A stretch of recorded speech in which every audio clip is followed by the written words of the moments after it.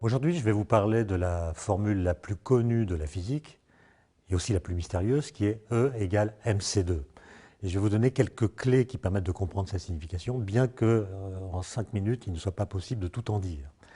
Alors cette formule E égale mc2, elle a été écrite avec des notations différentes par Einstein en 1905, qui est son année miraculeuse, l'année au cours de laquelle il va produire un certain nombre d'articles qui vont révolutionner la physique.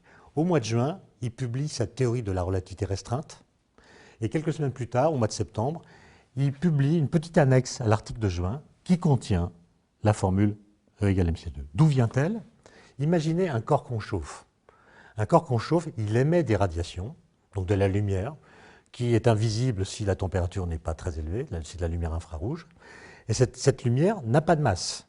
Elle est constituée d'ondes électromagnétiques et de photons, comme on dirait aujourd'hui, qui n'ont pas de masse. Et ce que montre Einstein, c'est qu'un corps, en fait, perd de la masse dès lors qu'il perd de l'énergie. Autrement dit, on peut perdre de la masse sans émettre de masse. On peut la perdre simplement parce qu'on a perdu de l'énergie. Et donc, il établit une sorte d'équivalence entre l'énergie et la masse. La masse ne mesure plus la quantité de matière contenue dans un corps, mais son énergie. Et ça a des implications extraordinaires et très nombreuses. La première, c'est que la masse ne mesure plus la quantité de matière d'un corps, comme on le disait depuis Newton. Elle mesure la quantité d'énergie. Et un corps se trouve avoir de l'énergie de masse dès lors qu'il a une masse non nulle. Ensuite, ça va complètement changer la relation qu'il y a entre l'inertie d'un corps et sa masse. Pour Newton, l'inertie d'un corps est égale à sa masse. Newton. Alors qu'est-ce que c'est que l'inertie d'un corps? Ça mesure la difficulté qu'il y a à mettre un corps en mouvement. Un corps est inerte s'il est difficile de l'accélérer ou bien de le freiner quand il est en mouvement, et s'il est difficile de le mettre en mouvement lorsqu'il est immobile.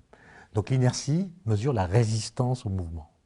Eh bien, pour Newton, cette inertie se mesure par la masse. L'inertie, c'est la masse. Mais pour Einstein, ça sera différent. L'inertie d'un corps, en réalité, c'est son énergie totale, divisée par le carré de la vitesse de la lumière. Ça veut dire que si un corps est au repos, eh bien, son énergie totale, c'est mc2. C'est son énergie au repos. Et à ce moment-là, l'inertie, qui est l'énergie divisée par c2, est égale à m. Donc, quand un corps est au repos, son inertie est égale à sa masse, comme chez Newton.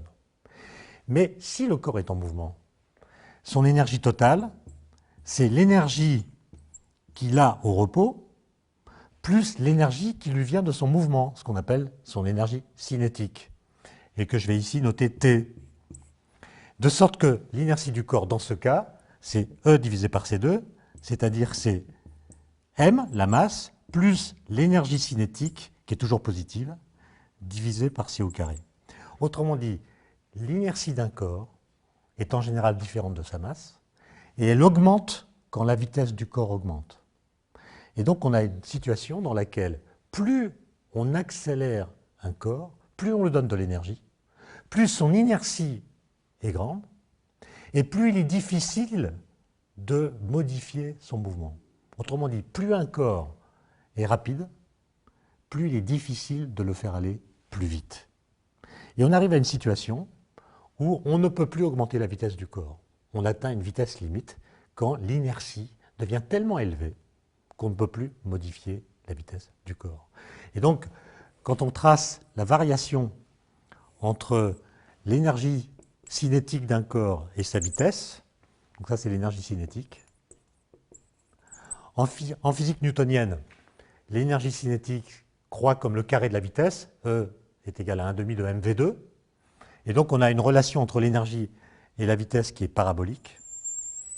Il n'y a pas de limite à la vitesse, on peut atteindre n'importe quelle vitesse. Alors que pour Einstein, il existe une vitesse limite, qu'on appelle c, vitesse de la lumière, qu'on ne peut pas dépasser. Pourquoi? Parce que lorsqu'on augmente la vitesse d'un corps, on augmente son inertie, et il est de plus en plus difficile d'augmenter sa vitesse. Et on a une trajectoire qui est une sorte de trajectoire qui monte brutalement, assez rapidement, et qui rejoint une asymptote correspondant à cette vitesse limite v égale c. Et donc, Avec cette formule, on comprend pourquoi il existe en physique une vitesse qu'on ne peut pas dépasser.